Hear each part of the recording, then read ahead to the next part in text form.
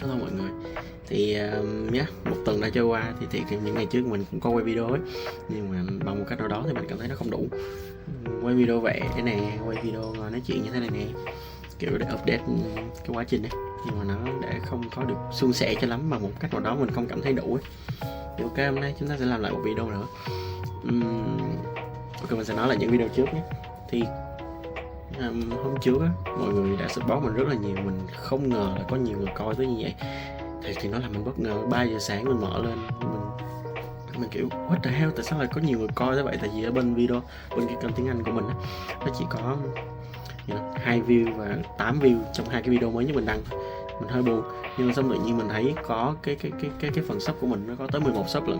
Mình kiểu what the fuck, nó nhiều tới vậy à? Nhưng mà mình đã bấm vào và mình đã xem thì cái video mình ngồi nói chuyện như thế này, một cái vlog được tới tận 384 view. Còn cái video kia được tới tận 8 mấy view. Nó nhiều kinh luôn, và có rất là nhiều người comment ở dưới và khuyên nhủ mình, và động lực, rất là động lực cho mình luôn á. Thì mình có làm một cái thứ, đó là mình đã in ra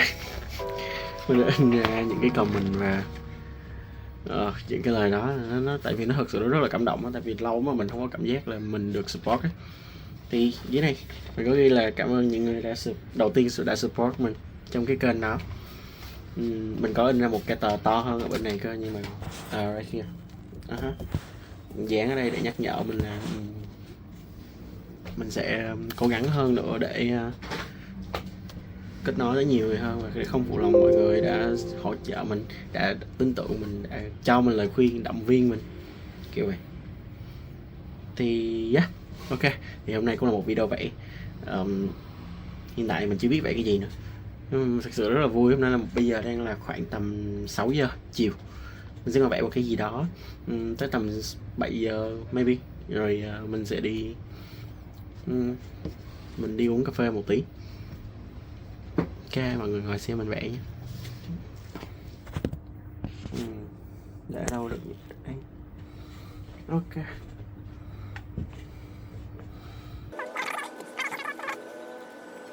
Tí mình sẽ ghép cái video này vào trong cái màn hình. Ok, mọi người ngồi xem vui vẻ, nhưng mình sẽ ghép một cái nhạc gì đó vào cho nó thư giãn một tí, mấy cái nhạc lo-fi cái thứ, chứ thực sự mình nghe nhạc nó cũng bum. Tí nữa mình sẽ tắt tiếng của cái video này để mình ghép nhạc.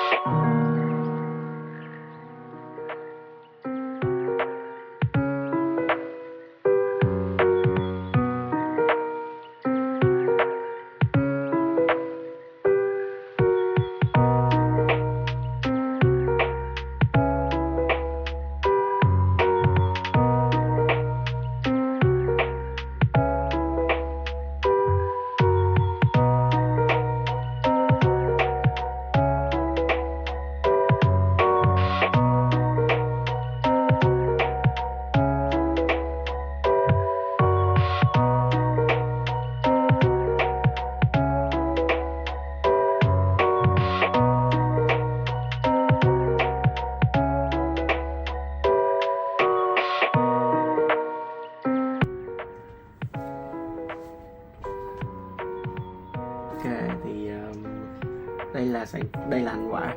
Đúng không? Mọi người thích cái video này.